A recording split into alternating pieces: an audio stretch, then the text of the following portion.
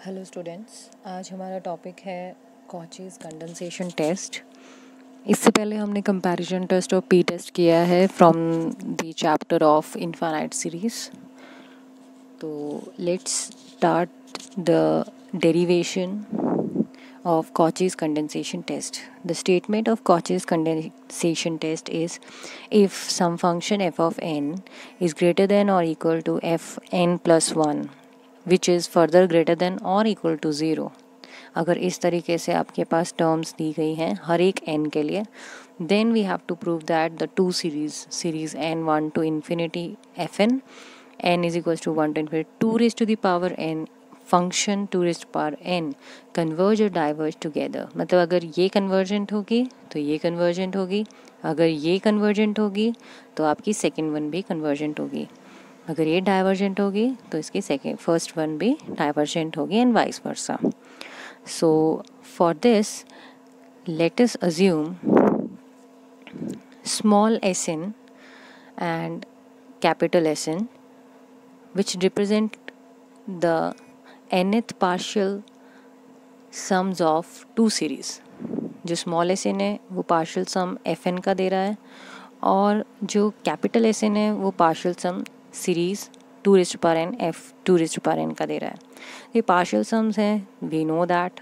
Partial sums कैसे दिए जाते हैं, s 2 raised to the power n अगर पार्शियल सम लेते हैं हम तो f of 1 plus f of 2 plus f of 3 plus so on, जहाँ तक आपका पार्शियल सम जा रहा है, जैसे 2 raised to power n तक जा रहा है, which is further greater than और इक्वल टू। अगर मैं एक टर्म इसमें से माइनस कर दूँ तो ये जो टर्म है, ये पूरी की पूरी टर्म जो एक इसी में से एक कम कर दिया मैंने, जैसे आपके पास 1 प्लस 2 प्लस 3 है, ठीक है। अगर मैं इस तरीके से लिखूँ 2 प्लस 3 तो ये सही होगा, और अगर मैं इसको अरेंज करके इस तरीके से लिखूँ या प्लस 1 बाद में लगाऊं तो ये इस तरीके से आप इसको लिख सकते हैं कि ये इक्वल टू भी हो सकती है। अगर ग्रेटर देन करना है तो यहाँ से एक लेस करना पड़ेगा। तो वैसे हमने फंक्शन एट 1 इधर से माइनस करवा दिया तो ये मे बी ग्रेटर देन और इक्वल टू हो सकता है 2 plus F of 3 plus F of 4 5 6 7 8। मतलब पहले हमने से 2 से स्टार्ट किया, फिर 3 4 को इकट्ठा लिखा, फिर 5 6 7 8 को इकट्ठा लिखा, और उसके बाद हमने एंड में f of 2 raised to power n minus 1 plus 1, मतलब n 2 raised to power n minus 1 position पे प्लस 1 पोजीशन पे फिर प्लस 2 पोजीशन पे फिर अप टू लास्ट जो हमारे पास है, ठीक है। ये 2 raised to power n minus 1 में ऐड हो रहे हैं, इसलिए 2 raised to power n से छोटे ही रहेंगे, ठीक है। तो नेक्स्ट आपके पास which is further greater than और equal to f at 2 plus, अभी 4 है हमारे पास, ये ध्यान दीजिएगा क्योंकि f हमारे पास क्या दिया गया है, f3 may be greater than और इक्वल टू f4। तो इसी तरीके से f3 जो है वो ग्रेटर देन और इक्वल टू f4 हो सकता है। f4 हमने एज इट इज़ रखा, इसीलिए ये साइन हमारे पास आ गया। अब अगेन देखिए f5, अब f5 f6 से बड़ा होगा, 7 से बड़ा होगा, 8 से बड़ा होगा, क्योंकि 6 फर्दर 7 से बड़ा होगा या बराबर होगा, और f एट 7 8 से बड़ा होगा और इक्वल होगा। तो इसीलिए हमने हर एक को 8 की टर्म्स में लिख दिया है ना, f एट 8। अब ये क्यों कर रहे हैं हम 4 और 2 और 8, क्योंकि यहाँ 2 raised to power n की बात हो रही है, तो हम वैसे ही टर्म्स लेंगे। तो हमारे पास आ गया plus so on f 2 raised to power 2 n plus 2 raised to power n 2 raised to power n, ठीक है। ये आपका रीज़न आ गया because f of n is greater than और इक्वल टू आपके पास क्या आता है f n plus 1 for all n, ठीक है जी, ये आ गया। तो which is further equal to, अब हमने इसको 2 की पावर्स में लिखना है, बिल्कुल सेम चीज़ लिख दी ना, ये 2 raised to power n minus 1 terms तक लिख दिया, क्योंकि अभी 2 raised to power n minus 1 terms कैसे होगा, देखो यहाँ पे 2 है तो 2 raised to power 1 मतलब 2 टर्म्स हुई, तो उससे एक लेसर है ना, तो यहाँ पे 2 टर्म्स हैं, तो 2 raised to the power 2 2 raised to power 2 कितना होता है 4 है, तो वो उससे कम है, तो इसलिए हमने उस तरीके से इसको करते गए। यहाँ 4 टर्म्स आ रही हैं, उसी तरीके से ये जो लास्ट में है ये 2 raised to power n minus 1 terms आ रही हैं, ठीक है। ये 2 raised to power आपके पास आ रही है टर्म्स, ठीक है, 2 raised to power 2 2 raised to power 1 इस तरीके से है ना। ये एक टर्म है, ये 2 raised to power 0 लिख सकते हैं, ये एक टर्म 2 टर्म्स है 2 raised to power 1 लिख सकते हैं, ये 4 टर्म्स है 2 raised to power 2 लिख सकते हैं। तो ये लास्ट वाली कितनी आएगी, 2 एक लेस आ रहा है ना यहाँ पे, तीसरे पोजीशन पे एक लेस है, तो nth पोजीशन पे क्या होगा, एक लेस होगा, तो इसीलिए 2n-1। अब f एट 2, फिर 2 टाइम्स हो गया f, ये 4 टाइम्स हो गया f8, तो ये कितने टाइम्स होगा, 2n-1 टाइम्स है। ठीक है, इसको फर्दर हम कैसे लिख सकते हैं, जस्ट लिखने का तरीका और कुछ नहीं है, 1/2 2^1 f2^1 2^2 f2^2 2^3 f, इस तरीके से हमने सारे लिख दिए, दिस इज 3। तो हमारे पास क्या हो गया, ये टर्म क्या हो गई जो हमने Sn यहाँ पे डिफाइन की थी, कैपिटल Sn पार्शियल सम था ना, 2n f 2n का, तो इसी तरीके से हमारे पास इसको हम पूरे को लिख सकते हैं Sn। अब हमारे पास क्या हो गया, देयरफॉर जो हमने पार्शियल सम 2n का लिखा था विच बिकम्स ग्रेटर देन और equal to 1/2 Sn। Greater than equal to क्यों आया, बिकॉज यहाँ पे ग्रेटर देन इक्वल टू आ चुका है। ठीक है, तो इसकी वजह से हमारे पास आ गया Sn इज लेस देन और इक्वल टू 2 टाइम्स S2n, ये हो गया, इसको हमने अरेंज करके लिखा है। ऑल्सो अब हम S2n+1 की बात करें, n+1 की बात क्या करेंगे, सेम वैसी तरीके से 1 f(2), ये मतलब पार्शियल सम है 2n+1 का, तो ये कहाँ तक जाएगा, 2n+1 तक। वैसे ही हमने लिख दिया f(1) + f(2) + 3 4 5 6 7 8, उस तरीके से हमने सारे लिख दिए। और यहाँ पर भी हमारे पास क्या आ गया, f(2n), क्योंकि हम वहाँ पे हमने क्या लिया था, 2n-1 लिया था, यहाँ पे 2n लेंगे क्योंकि एक लेसर है यहाँ से, और हमारे पास ये आ गया 2n+1 - 1, लास्ट में आ गया f(2n+2). ठीक है जी, अगर ये इस तरीके से आ जाता है, now we have less than और इक्वल टू। अब हम क्या कर रहे हैं, अब हम देखिए क्या बनेगा, it is 2 times f(1) + 2 times f(2), इस तरीके से इसको लिख दिया। लेस देन लिखा ना, इसलिए 2 टाइम्स लिखा यहाँ पे f(1), ये लेस देन होगा, ऑब्वियसली एक टर्म में 2 ऐड हो मल्टीप्लाई हो गया है, तो ऑटोमेटिकली वो ग्रेटर हो जाएगी। जैसे अगर आपके पास 3 है, तो अगर 3 इज़ लेस देन 2 टाइम्स 3, तो वो चीज़ आ गई, 6 आ गया, 6 ऑब्वियसली लेस ग्रेटर देन हो जाएगा 3 से, तो 2 टाइम्स f1। बाकी ये हमारे पास वही पिछला कंसेप्ट यूज़ करा, 2 टाइम्स f2, फिर उसका कंसेप्ट यूज़ किया 2^2 f(2)2। इसके लिए थर्ड के लिए हमने 3 बार किया, तो हमारे पास आ गया f(2)3। उसी तरीके से लास्ट में 2^n f(2)n, और ये चीज़ किस लिए आई, बिकॉज f(n), वही कंसेप्ट जो पिछले हमने यूज़ किया था, वहाँ पे आपके पास 8 के साथ कर रहे थे, जैसे f(4), f(5), f(6), f(7), और 8 आ गया तो 2^3 हो गया। उसके बाद आता है it is equal to 2 times f(1), और ये बाकी सारा क्या हो गया, Sn जो हमने डिफाइन किया था। तो इसका मतलब क्या हुआ कि जो S2n+1 है, इट इज़ लेस देन और equal to 2 times f(1) + Sn, या फिर हम कह सकते हैं कि Sn इज़ ग्रेटर देन और equal to S the partial sum 2n+1 - 2 into f(1), ये हमारी इक्वेशन 2 होगी। अब 1 और 2 से हम देख सकते हैं कि Sn जो है वो एक टर्म से बड़ा है और इस टर्म से लेसर है।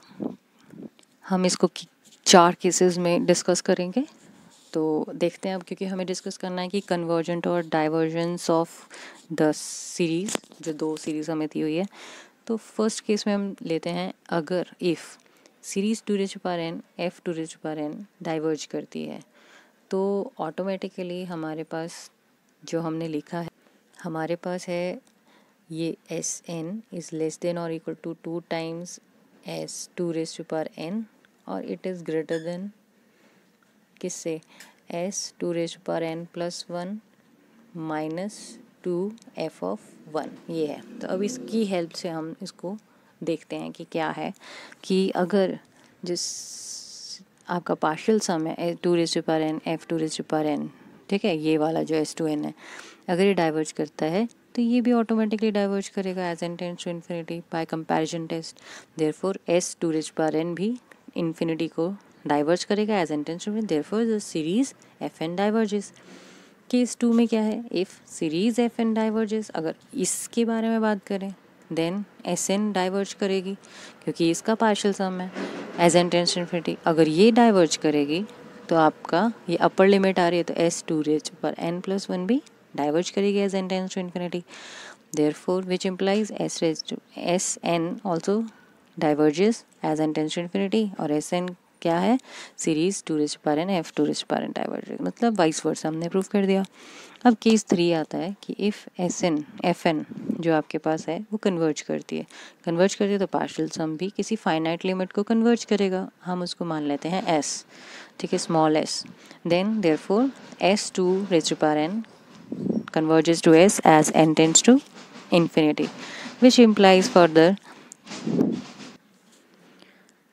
s2n diverges to s as n tends to infinity, और ये बाउंडेड अबव है, ठीक है, क्योंकि ये कन्वर्ज कर रही है, अगर ये कन्वर्ज करता है तो इट इज़ बाउंडेड सीक्वेंस, तो अगर ये सीक्वेंस बाउंडेड है तो ऑटोमेटिकली एस एन भी बाउंडेड हो जाएगी, क्योंकि एस ये बाउंडेड है, अपर बाउंड है, तो ऑटोमेटिकली एस एन भी हो जाएगी bounded above, therefore S n is convergent. अगर एस एन कन्वर्जेंट आ गई, इसका मतलब क्या हुआ, सीरीज एफ एन अगर कन्वर्ज करती है तो दिस सीरीज ऑल्सो कन्वर्जेड। तो अब हमें लास्ट प्रूफ करना है कि case 4 if series 2n f2n is convergent, then हमें शो करना है कि ये भी कन्वर्जेंट होगी। तो क्योंकि आपके पास सीरीज एफ एन भी कन्वर्जेंट होगी, क्योंकि आपके पास series f2n f2n is convergent है, तो उसका पार्शियल सम भी कन्वर्जेंट होगा, तो इसका पार्शियल सम है capital S n is convergent, ठीक है। तो आपके पास अगर ये कन्वर्जेंट है तो इसका मतलब ये बाउंडेड है तो बाउंडेड अबव भी होगी, बाउंडेड अबव होगी तो आपके पास s2n+1 raised to the power 2n+1 is convergent sequence, which implies Sn is convergent sequence, which further implies series Fn is convergent, ठीक है, ये convergent होगी। For all these cases it is clear that series Fn and series 2n f2n is convergent or diverge together, ठीक है। Next है हमारे पास Pringsheim's theorem. Pringsheim's theorem की स्टेटमेंट देखते हैं। If the terms of positive term series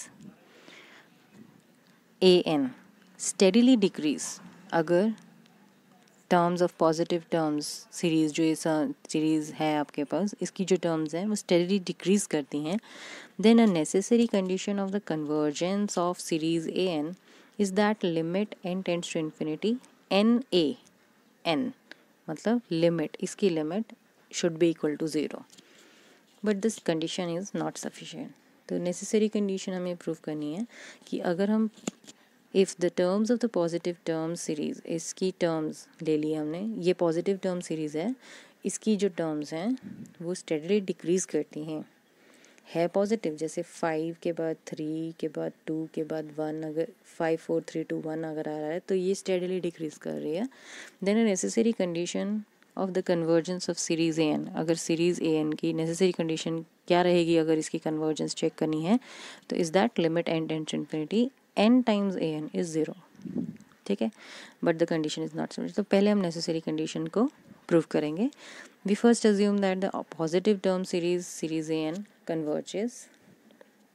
अगर हमें मान के चलें कि आपकी जो पॉजिटिव टर्म सीरीज़ है सीरीज़ ए एन वो कन्वर्ज करती है, तो by Cauchy's general principle of convergence से for a series given epsilon greater than 0, अब हमने डेफिनेशन लगा दी Cauchy general principle of convergence की कि for given epsilon greater than 0 how small there exist some m small m belongs to capital N, मतलब natural numbers के set से आता है, सच दैट क्या होता है m+1 m+2 up to plus an is less than epsilon for all n greater than equal to m, ठीक है, ये आएगा, ये आपकी कंडीशन आ गई Cauchy's general principle of convergence 1, ठीक है। Because the terms of series A n steadily decrease, ये हमने बोला है कि स्टेडली डिक्रीज करता है, हमें प्रूव करना है कि limit n tends to infinity n times a n is 0, ठीक है। तो स्टेडली डिक्रीज तो हम मान गए कि आपके पास स्टेडली डिक्रीज कर रहा है, therefore each of n-m terms, जो हमारे पास ये n-m टर्म्स हैं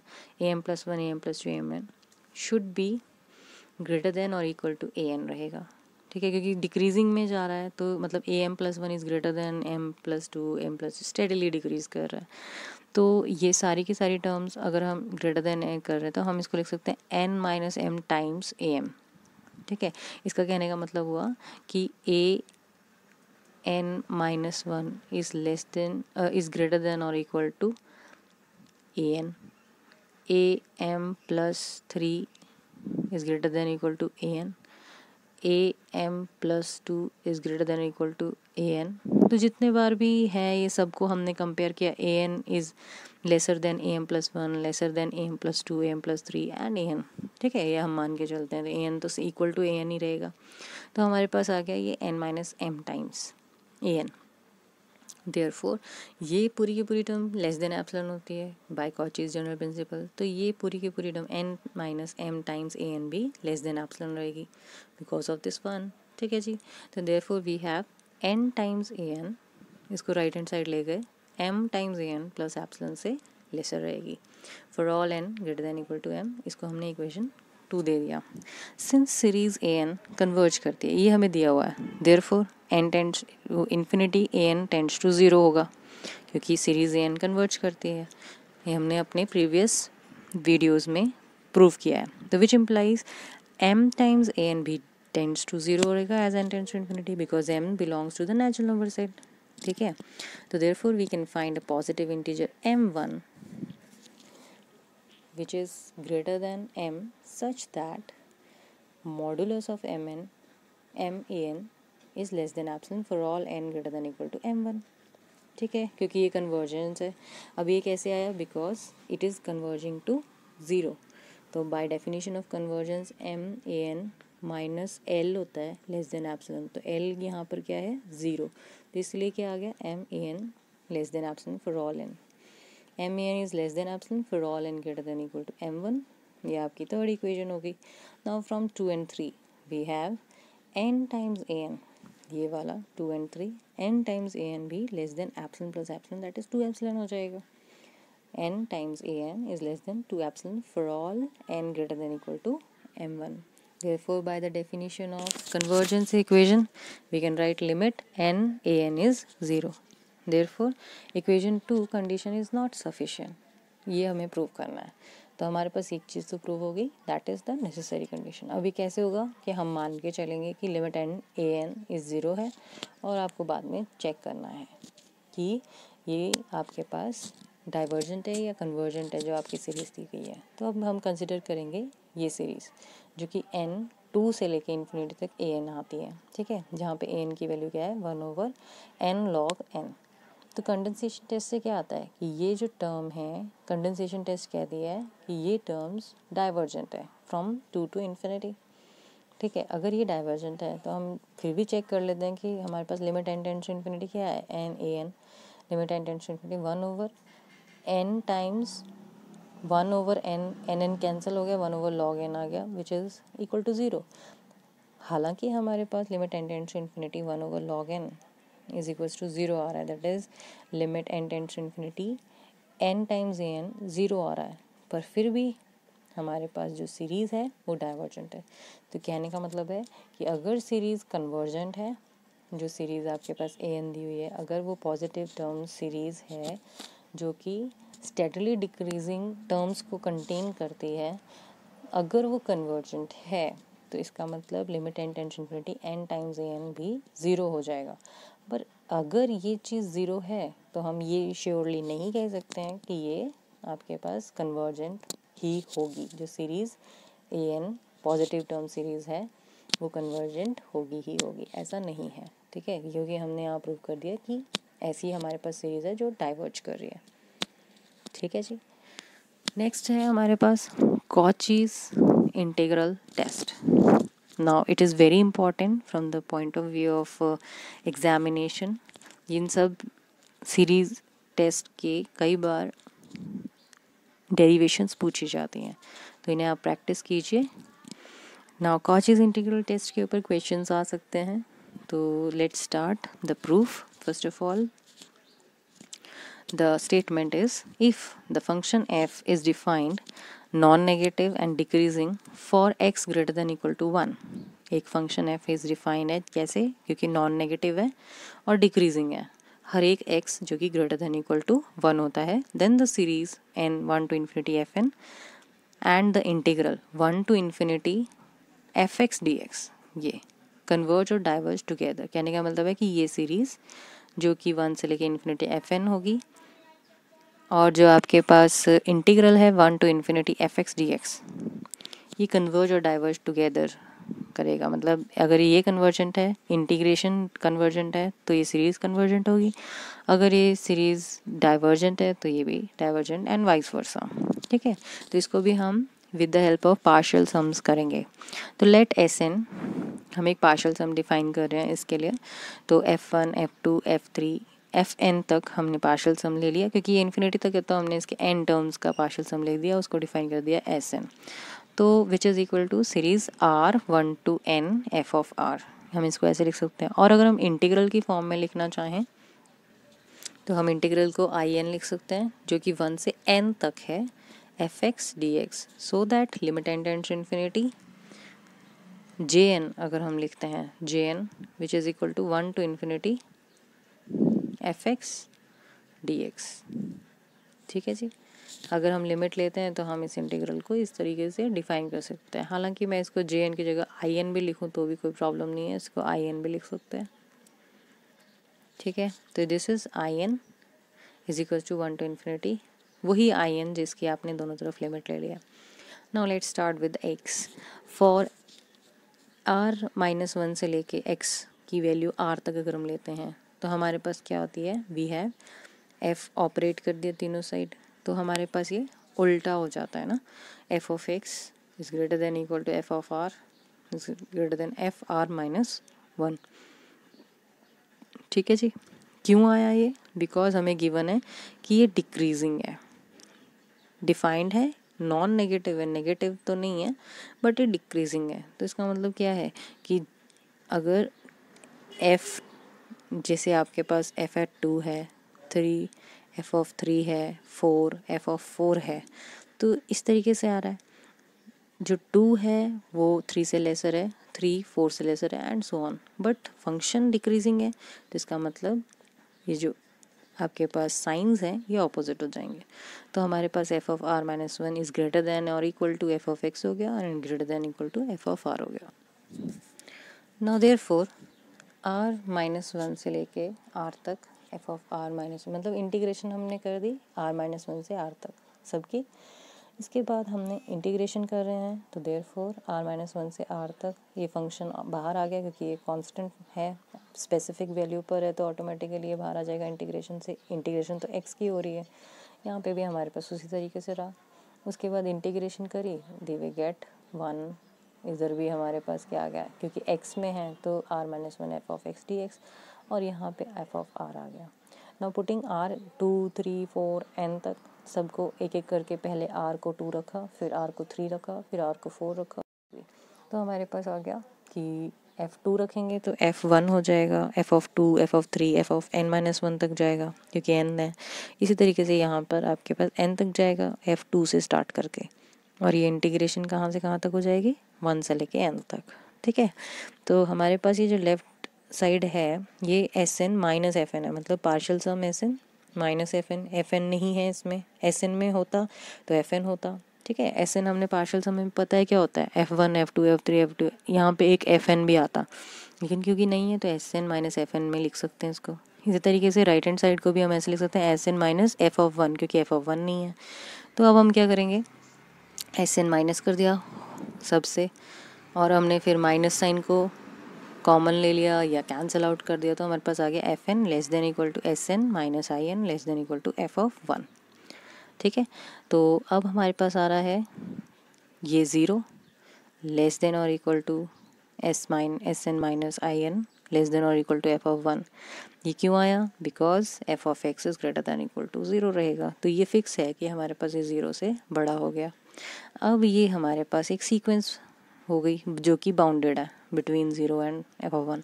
तो हमारी सीक्वेंस क्या है, Sn minus In is bounded. Again Sn minus In को हम लिख सकते हैं minus Sn minus In minus 1, ऐसा लिख सकते हैं।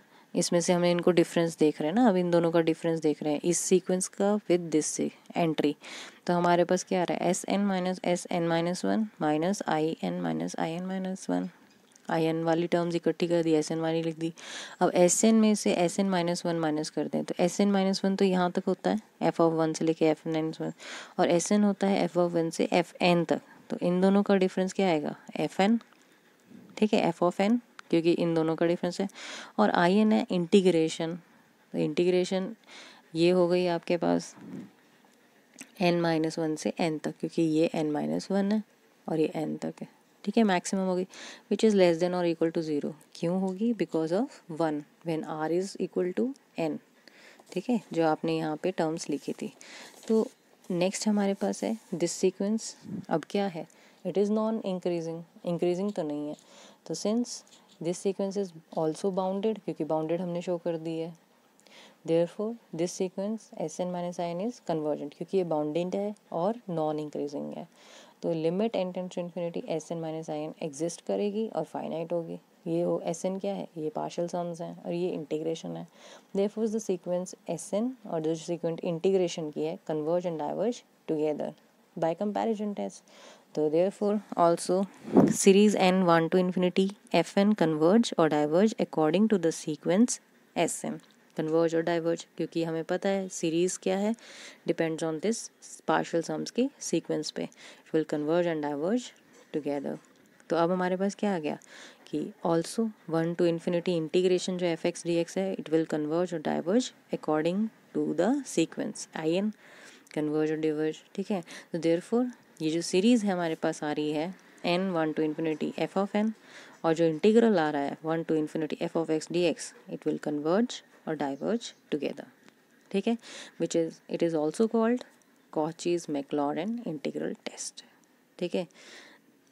थोड़ा सा प्रैक्टिस और थोड़ी सी अटेंशन, ये तीनों थ्योरम्स बहुत इजी हैं, ये तीनों टेस्ट आपको अप्लाई करने हैं क्वेश्चंस के ऊपर, तो ट्राई करिए